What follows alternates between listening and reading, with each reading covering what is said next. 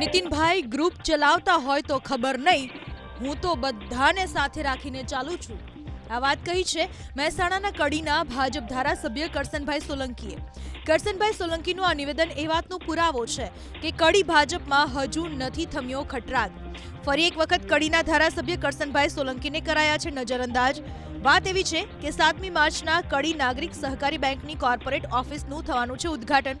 કાર્યક્રમની આમંત્રણ પત્રિકામાં ધારાસભ્ય કરસનભાઈ સોલંકીનું નામ જ નથી લખાયું.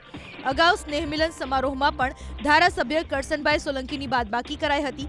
એવામાં હવે સહકારી બેંકની આમંત્રણ પત્રિકામાં નામ નથી લખાયું.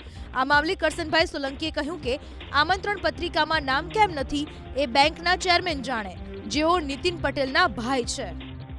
કડીની નાગરિક બેંક છે ને એ પોતાની સંસ્થા છે. એમાં જે ભૂપેન્દ્રભાઈ પટેલ છે ને એ નીતિનભાઈના ભાઈ છે. અમે નાગરિક બેંકના હાલ એ ચેરમેન છે. અમે એમને અનુકૂળ પડ્યું કે ના પડ્યું મારું નામ એ મને કોઈ ખાતરી નહીં. કેમ નહીં લખ્યું એ ભૂપેન્દ્રભાઈ જાણે, અને કોના કહેવાથી નહીં લખ્યું એ ભૂપેન્દ્રભાઈ જાણે. એટલે હું તો એમાં કદાચ આમંત્રણ મને આપશે તો હું જઈશ, એવું નહીં મારે. મને તો દૂધ દેખાતું નહીં ને નીતિનભાઈ કદાચ દૂધ પડ્યું હોય તો ભલે, હું તો દૂધ પાડવા માગતો નહીં. હું તો બધી સાથે લઈને ચાલવા જ માગું છું.